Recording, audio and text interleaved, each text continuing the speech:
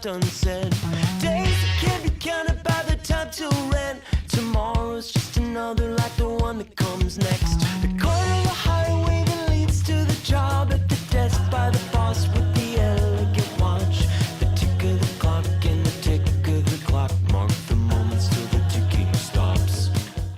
I think you're going to love this conversation today. It is with the Right Reverend Mariann Edgar Budde, who is the bishop and spiritual leader of the Episcopal Diocese of Washington, D.C., and the Washington National Cathedral. Prior to her election in 2011, she was parish priest in Minneapolis for 18 years. She is the author of the book, How We Learn to Be Brave. And today we're talking to her about her new book. It's a young reader's edition of that book, adapted by Brian Bliss. It's titled We Can Be Brave, How We Learn to Be Brave in Life's Decisive Moments. Enjoy the pod. Mariann, welcome to the podcast. Thank you. It's great to be with you. In the preface to your new book, you write, quote, "It has never been my intention or desire to be best known for words spoken to or about President Donald J. Trump," end quote. And yet, here we are. And here we are. So let's acknowledge that moment, because I think how most people know you, and I was telling people I was going to interview you, is for these words you spoke to the president. So can you just sort of recapture what that moment was all about? Yes. In January of this year, the day after the presidential inauguration, as is the custom of Washington National Cathedral, we hosted a prayer service for the nation, and the president was in attendance with his family and members of his support, his inaugurational committee and others. I spoke about unity, the need, the foundational pillars of unity. And at the end of that address, I spoke to him directly about the final pillar, which is the need in a free society that focuses on justice and to have mercy. And I chose the word mercy carefully as a way to acknowledge, number one, that he had just been elected to the most powerful position in the world, and he felt that God had protected him, spared his life to carry out his. I hoped that he had it in him to have a bit of generosity of spirit for those who were terrified of the things that had been said about them from his mouth and others during the campaign.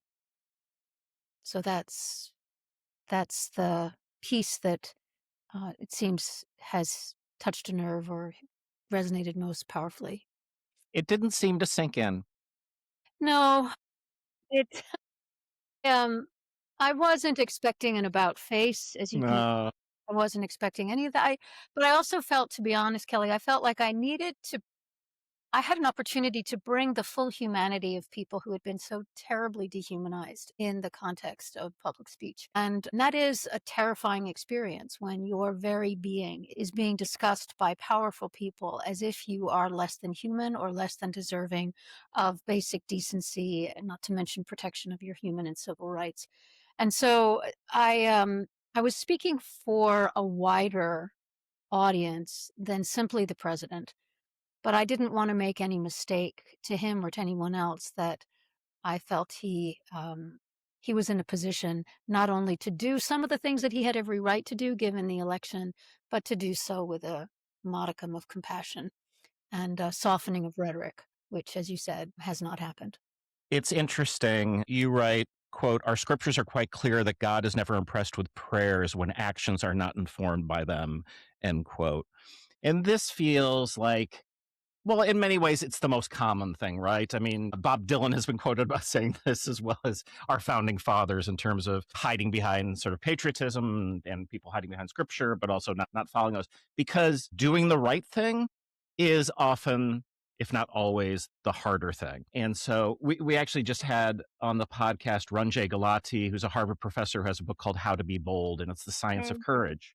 And one of the things that dovetails with what you write about, that he writes about, is it's not that bravery is the absence of fear.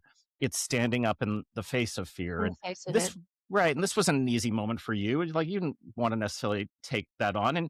And we all have those lives, right? Where we do that, but you make a small step and you Right. see what happens. Right.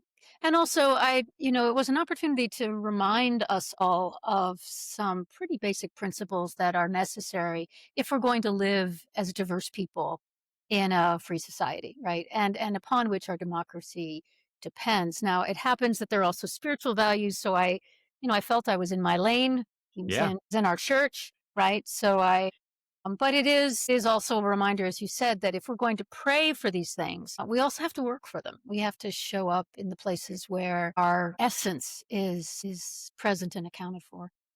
And that, by the way, and that's happening across the country. It's Sure. not necessarily happening among our political class, but it is most certainly happening across the country. And I'm thrilled to be a Yeah. small part of that. Yeah, yeah. So this book is for young readers, right? And what I found fascinating about that is you have a quote where you say, quote, "Parenting was for me a masterclass in courage, not a class that I taught, but one where I was the student," end quote. I relate to that 1,000%. I have yet to meet a parent who doesn't, right? Yeah, I yeah, mean, yeah. think of it. We watch our kids from the time they are the smallest of infants every day doing something that they've never done before. And also facing into things that for them in their world are just enormous. And in fact are enormous for us to watch. And we watch them and we support as best we can, but they are their own beings going off into the horizons that are set before them, and it's awe-inspiring. One of the reasons I wanted to write the book was to underscore for young people that they know a lot about this already, right? This isn't something that I wanted to remind them, I wanted to surround them with examples and all sorts of things, but they know this because it is the terrain of growing up as a human being. I was having lunch yesterday with an old friend who the last time I saw him was at the memorial service for our daughter Nora, who died of cancer. Yes. And it was he talked about the odd joy he felt leaving that service because there's so many people who are speaking about their love for her. He felt he like knew her and he'd never met her. And you talk in the book about you lost your brother-in-law to cancer. You suffer from chronic pain. I have some of that, and I think this is a thing we don't talk about enough because it is common to most people to go through these tragedies. And when we don't talk about them, we're not allowing ourselves to learn from each other. And that's been the case for me, which is like I love to talk about Nora because it's a way of me invoking her spirit in the world. And and I think in in the job you have, you hear about this stuff a lot, right? I do. And I'm privileged to walk with people through some of those darkest times. And let me just say, I'm really sorry that you Yeah. lost her. She seemed like an amazing person, and the light and life of her is something you will always cherish. And it is right to bring her, to evoke her spirit and her presence into the world. I mean, it's hard to talk about what we learn through suffering, because who wants to suffer? None of us want to suffer. And if we could spare one another the suffering that we endure, we'd do it. We'd walk over hot coals to spare our loved ones what they must go through. And so it takes a certain amount of care and timing, I think, Hmm. that tender space.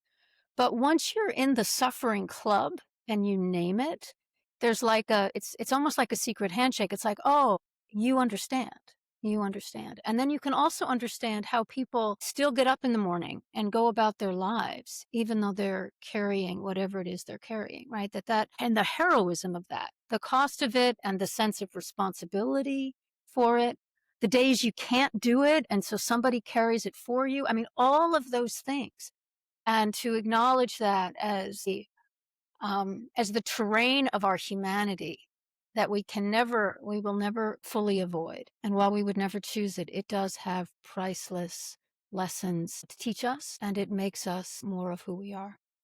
Yeah, we drew so much on our world of improvisation. There's a Mhm. phrase we use: you need to play the scene you're in, not the scene you want to be in. Right? Like you can see why a young comedian would need that in terms of they're getting thrown stuff. It's like, oh, wait a second. That's a That's not the line I was expecting, right? Yeah, yeah, it's a life lesson, and it requires you to be fully, fiercely present in the moment, and that journey when we were there, that was great. I mean, that was it's like, "Oh, we should always live like that." Why don't and it by the way, it's exhausting. I was gonna say, yeah, we No. can't live like that all the way. But it is good to know when you're in it that that's where you belong. You totally belong there.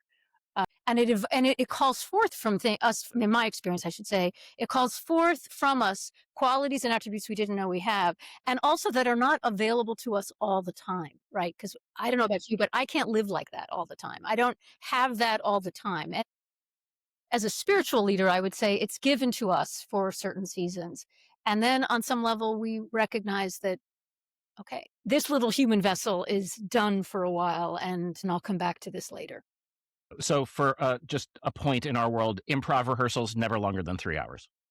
Okay, I mean, okay, literally, we just know you're gonna do run it. out of juice. You got to go rest. You do something, and then you come back. And like, you might be able to do the thing in the evening. That's fine, but that's very much that world. Very early in this podcast, I got introduced to the Reverend Dr. Sam Wells.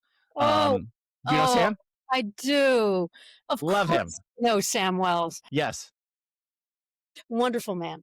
And he, he had studied improvisation. He was finding the connection between that and his world. And so we had this really gorgeous conversation about those worlds. And we do a lot of work in the ethics and compliance area. And I'm like, oh, this makes perfect sense now how all this ties together. Because in improvisation, my job is to take care of you. Your job is to take care of me.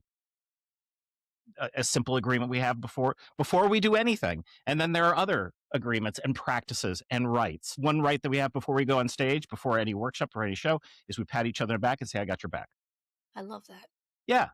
It's small, but it's important. It is not small, and it allows an expansiveness of courage that would otherwise not be present. So that's beautiful. Thank you for um sharing with me. yeah. Okay, so you and I also believe stories are everything. They're the best. And you talk in the book that you were a junior in high school when basically your family fell apart. Right, what right. what happened? It was. I've had several families. This was my dad and my stepmom. I was Hmm. living with them and my younger half brother, 9 years my junior. My sister had long since left the house. My older sister and my dad, who was in a state Yeah. of lots of things, including some alcohol abuse and depression, announced to me that he was leaving my stepmother, and wanted me to come with him. And I knew that was just not a possibility for me. I also couldn't stay with my stepmother because she really didn't like me very much. And Mm, in the kind of dynamic of our family, my dad had sort of taken me on as his de facto ally in some pretty awful marital dynamics. And she had latched on, understandably, to her son, fiercely protecting him. And so it was a real cauldron of emotion. And at the same time, I was finding myself and my identity and my community in my school and in my circle of friends who happened to be a group of Christians. And I had found a church and I was in the play and I didn't want to leave, but I knew that I had to leave. I knew that I couldn't stay where I was. And it was a kind of a moment of clarity that I'd never experienced before, in part because it was over against a lot of what the well-wishing adults and authority figures in my life wanted. And the leaving meant going back to live with my mom, my birth mom, whom I had pretty much scorned when I was younger in a fierce, nasty custody battle with my dad. And so it was a reckoning of sorts. It was an acknowledging of her presence in my life, which she had never wavered, even though I treated her horribly for years. And it was a sense that, I needed to go where someone wanted me, right? mm, And even though I didn't want to go, I mean, I would have given anything on some level to stay where I was. And yet it was so clear, Kelly, and it was so internally driven that there was also a kind of exhilaration about it. Oh my God, this is happening. I am trusting for the first time that I can remember an inner directive that is asking me to do, up until that point, the most terrifying thing I'd ever done, and to say goodbye to people that I loved.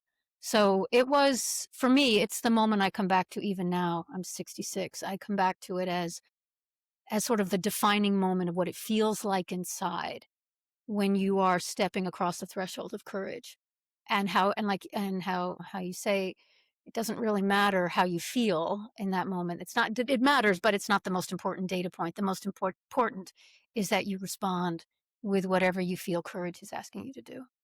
And this chapter is called Deciding to Go. I think it's the first chapter because it's in Yeah. many ways the hardest thing to do. I think about in the context of my various quittings. And Okay. we talked to Annie Duke on the podcast. Her last book is all about how quitting gets a bad name. There's so many things that's like sunk cost fallacy, everyone quit, like move on. And for me, it's like, yeah, I quit a sport that I was physically getting hurt and psychologically getting hurt. And I'm turning 60. I was not going to be a professional soccer player at that time. If it were today, I probably could have been and made some money. Not then. Quit a marriage that didn't work. I've been married to the love of my life for decades now. And it's like, and that was a smart quit. And but those things that, it's not that they don't come with cost, but they do come with cost. They also come with incredible rich opportunity that Right. wouldn't have been there otherwise. And then you sideways into deciding to stay, which is also potentially an unpopular idea because that comes with a cost too. So you had that moment for yourself too, where it's like, okay, I'm weighing all the things, and when I decide to stay, and for me that's this is now 38 years at Second City. Yeah. I decided to stay, and I roughed it out through some real bad stuff. Yes. Yes. No, that is that's the commonality, which is Mm, the crisis moments where we actually come to a decision. And even what you're describing, and certainly in my experience, there's a big part of me, of us, that wants nothing more than to get out of here, to get out, to leave. And yet, again, the call, the sense of the scene that you're in, to use that great phrase from improv, is actually where you belong. And then the learning, and I think this is important, it's not to stay the same. It's not to stay and do nothing. It's just a call to stay and go deeper, or to become a new version of who you are in this place. Or maybe that's not quite the right way of saying it, but you know what I mean. To go, yeah. it's my favorite example, and is Eleanor Roosevelt and her decision to stay married to FDR after he had an affair with her personal secretary. And she decided to stay married, but their marriage was not the same after that. I mean, she became her own person. And so I feel like it's a growth moment, and it also provides stability and opportunity for other people in your world to be able to count on you. And so I feel like it's one of the costs that we measure as we grow older. I mean, it happens in young life as well, but particularly as we get older, we realize more and more people are kind of counting on us to be the foundation upon which they will thrive or they will launch, right? And I'm not saying that's the only thing to take into account, but it is an important one, right?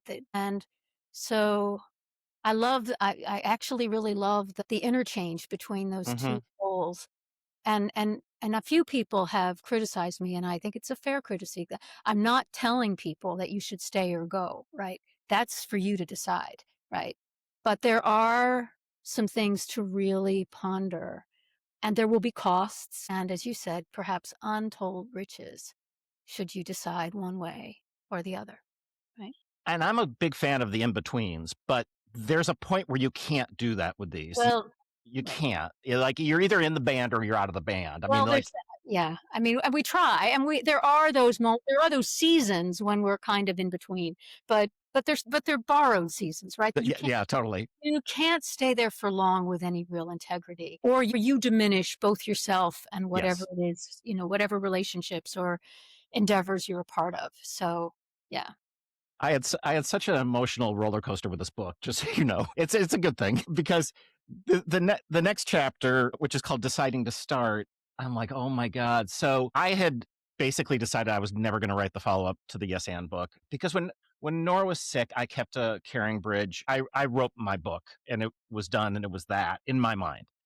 And then the team that brought us together, Jojo at Original Strategies, was the one who called me and says, "Tell me why you're not writing the follow up." And I told her, and I told her the whole story. And she's like, "Okay, I completely understand that.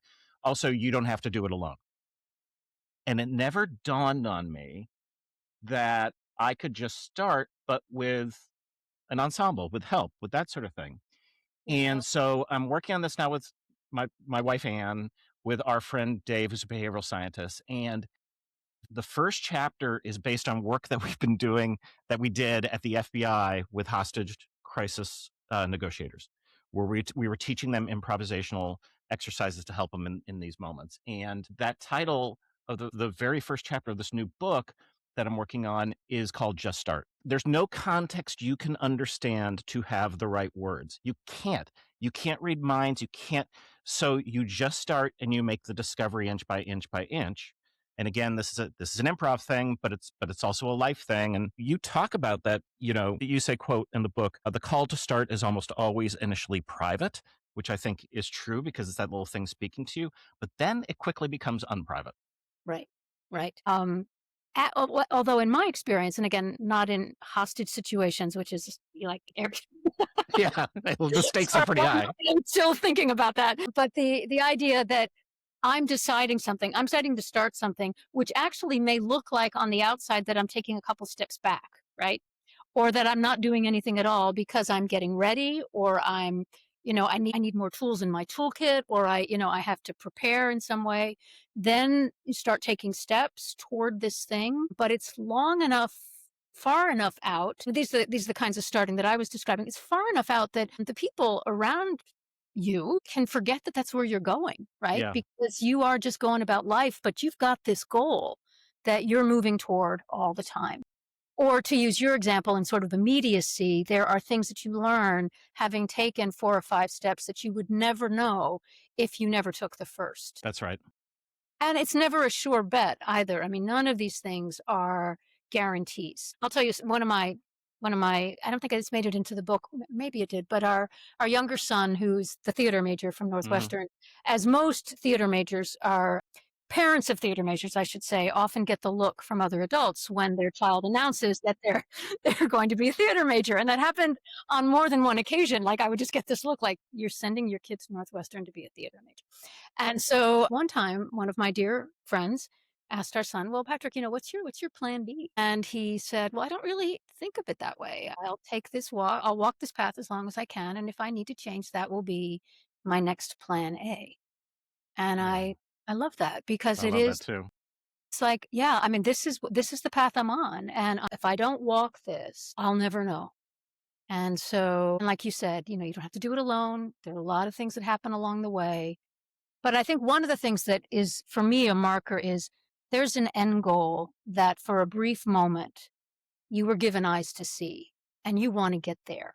You want to get there. And it's going to take a long time, but staying where you are isn't an option if you want to get there. There might change, but you're still moving toward that horizon.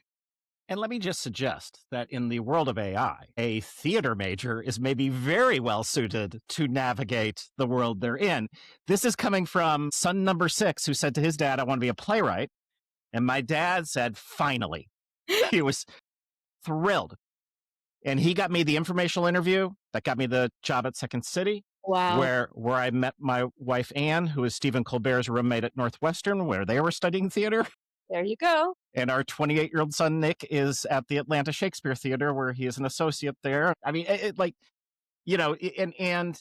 he's also writing, and he directs, and he bartends, and, All of it. you don't know where this thing is going to take you, but if you don't give a shot to the thing that you think is the passion, the purpose, and the love, it is going to be regret city for the rest of your life. And I know this because I know the 50 and 60-year-olds who take classes at Second City going like, "I should have done this earlier. I should have done this earlier." And they're doing it now and they're having fun, but they should have done it earlier. Yeah, I also think, oh gosh, that's a really powerful story. I was going to say that I think that there is something to be said for being willing to risk failure for the things that matter most, and being willing to risk disappointment. That's part of it, right? It's not, and not everything is going to work out. And not everything is going to, but that you realize sort of and I'll tell you, my college roommate was also big into theater, and I watched her, and I was dabbling in it and had some fantasies about it, but then I watched her and I realized, you know what, she really loves it even when it flops. She really loves it even when nothing happens. And I don't love it when it's so I think I'm going to go find something that I love that I would stick with even if I failed at it, you know? And I think that that's part of self-discovery, that a life of courage and an understanding of courage, that it's not just these, Olympic moments when you cross the finish line, or it's just for the brave people, but it's really the way God has created us to walk through this world, crossing thresholds of unknown that make us who we are. I should also note that your job is orating in front of audiences. So I don't know that it was You that know, big, you know. training has held me in good stead. Although I'm thinking it's time for me to take an improv class. Yeah, well, I mean, Yeah. look, at worst, it's like 3 hours off your phone and looking at people in the eye, which Exactly. Which a pretty is big deal pretty these intense. days. Speaking of that, one of my favorite Second City moments of all time. This is maybe 15 years ago. We were at a very posh event in Washington, D.C., Mm. and we had been prepped ahead of time that this very esteemed individual would be happy to improvise with us if we brought her up from the audience. And that was Madeleine Albright. We asked if anyone wanted to improvise. Of Hand course. went up. The brooch was glimmering off the stage lights, and she was brilliant. She just did basically the whole thing with improv was like, we're going to give you this very specific instruction. If you just do that, you will succeed. Right. And so many people are like, well, that can't be all it is. Like, trust us, that's all it is. And this woman knew how to take the note, man, and she was great. And you got to officiate. I did. I fished at her service and actually offer a homily, which meant I really had to study her life Yeah. and read all of her. What a story. And so, so powerful. And she's also a brilliant, brilliant writer. But I loved the way her young adult life informed everything about her, because um, she spent most of her 20s and 30s being basically a really good DC mom, right? I mean, Hmm. she just was in the sort of affluent circles where you're doing all the meetings and the PTA and making things happen at your kid's school. And meanwhile, she's studying Russian and getting a PhD in this and that, and just kind of preparing herself for something. But at the same time, just watching how people interact with each other, right? And she said that's where she got her political training, was just watching people and function, learning how to make things, how to create safety and make space for people, and to deal with bullies, and Yeah. how to win them over or neutralize them, one or the other.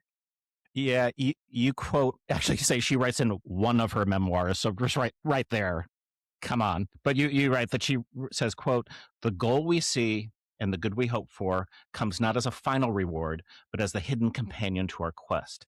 It is not what we find, but the reason we cannot stop looking and striving that tells us why we are here." Yeah, If that is not a clarion call for what we call process, that just like this is a process. It's all a process. And by the way, we are not doing it alone. that's right. Yeah. And we don't necessarily know fully the the part we're playing in this larger scene, this larger No, life. because the script is being written moment And by it's moment. and it preceded us, and it will follow us, and we're on for, I'm gonna beat this metaphor to death, but you know what I'm saying in terms of the moment that we're given Yeah.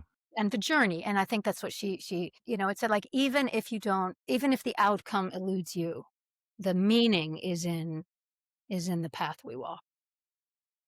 In a moment, I'm going to ask you for a yes and story. But before we do that, towards the end of the book, you talk about a mentor, Rabbi Edwin Friedman. Yeah. Wow. And he taught you about leadership. And you note that he said, quote, "The safest place for ships is the harbor, but that's not what ships are for." You could have just written that and handed it in, and I would have been like, good, A plus. Yeah, no, no. I mean, he was like that all the time. The spirit of adventure, and how he would often say that it is the spirit of adventure. I think Jane Goodall would call it our innate hope. There's just a word, people have different words for that part of humanity that propels us. And he was very clear that there is that gulp factor of life. But if you want to be safe, you are abdicating the very, very existence that you were given. Yeah, I struggle. The term safe spaces, I want to create safe spaces in the world. Second City in particular is a safe space to risk. That's it. So that's really what it is, which is like, no, we have these walls, we have these agreements, we got you, I got you, but we're going to try to do something bigger than any one of us by doing this together, and that requires risk and failure and all those things. And oh, by the way, we're doing it without a script in front of a paying an audience member that paid way too much money Way too to much see this thing. And then you realize then they know what you're doing. They're complicit in this. And the thing we sort of teach is like most of these audiences, 99% of these audiences, not just a Second City, I think across in your church, in boardrooms, whatever, they want you to succeed. Yeah. Yeah. So it's like, no, we got all we need. We can do this. And is it always going to work out? Absolutely not. But when it does, man, there's no better feeling. Right. I think a lot about that concept of safety as well. And like you, I mean, part of my job is to create safe spaces. I also know that once a person or an institution has internalized a deeper safety, what feels like unsafe, what feels like being unsafe is actually an expression of a different kind of safety. Mm, And so I feel like one of our responsibilities as human beings is to up our threshold for risk. But that's not by being foolish or being, it's not like a death wish. It's just saying, hey, there are some things in life that I am willing to risk, even a certain amount of safety, because the outcome or the promise of it is worth it. Now, I will create different thresholds for people that I love, and I would never impose, I'm not going to force this on anyone, but there is something to life that says part of our job and part of our calling as human beings is to be large enough inside, to grow large enough inside, to be able to absorb the world as it is, as opposed to the world we want, and to do what we can to help turn the tide. But doing so will require greater and greater risk for some of us. this is a great segue to my yes and question for you because the whole idea around yes and is that people's default position is to say no or do nothing. That's easier.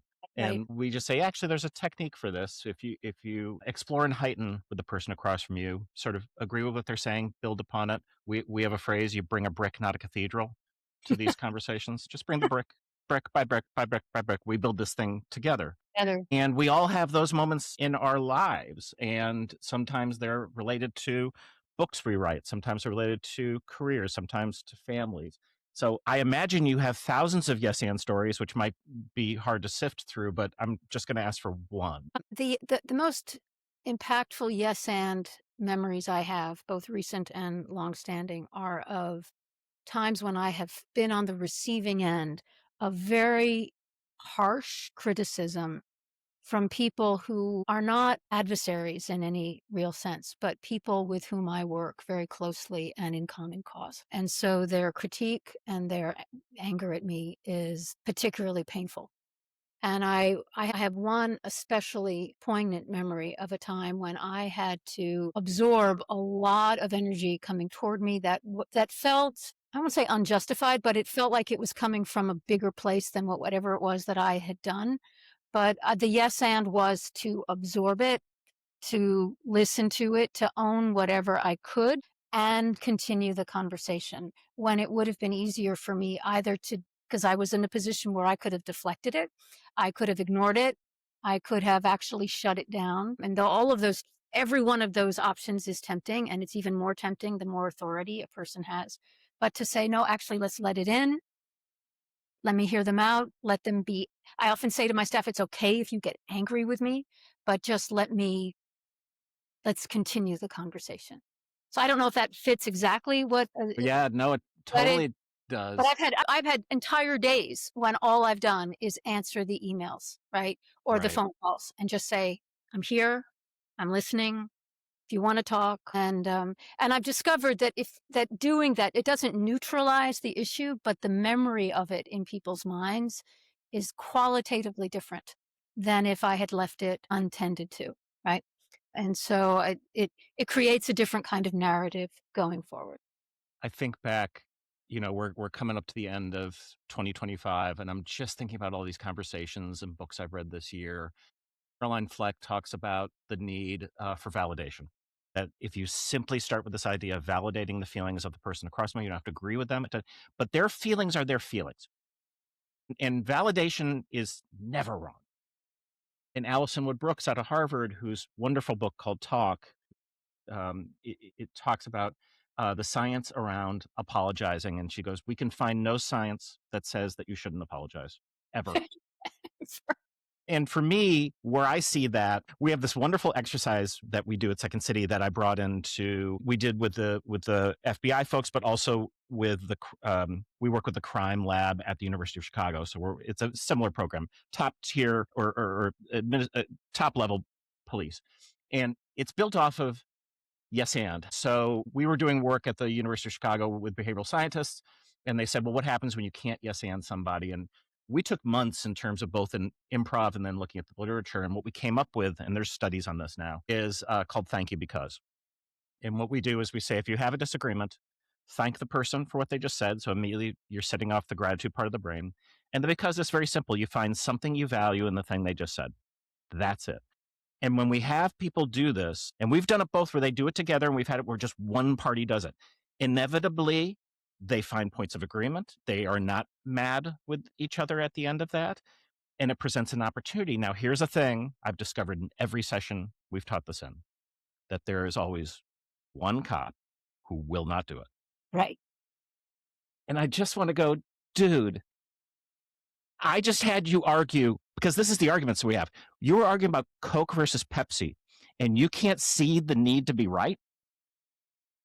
It's like it's harder as you escalate, but you can't do it when you're talking about dogs versus cats, which is what we give them. And Yeah. so what we should know about that is hard stuff for Right. people. Right. Right. And as you said, like I can think of a number of also relational dynamics where, there's a certain percentage of the population who can't go there. And that's to be honored and respected for who they are and not to hold the rest of humanity back. Right. Like we're gonna move on this one. Yeah. It's a wonderful book. It's called We Can Be Brave, How We Learn to Be Brave in Life's Decisive Moments. Mariann Edgar Budde, thank you so much for coming on the podcast. Really lovely to meet you, Kelly. Thank you.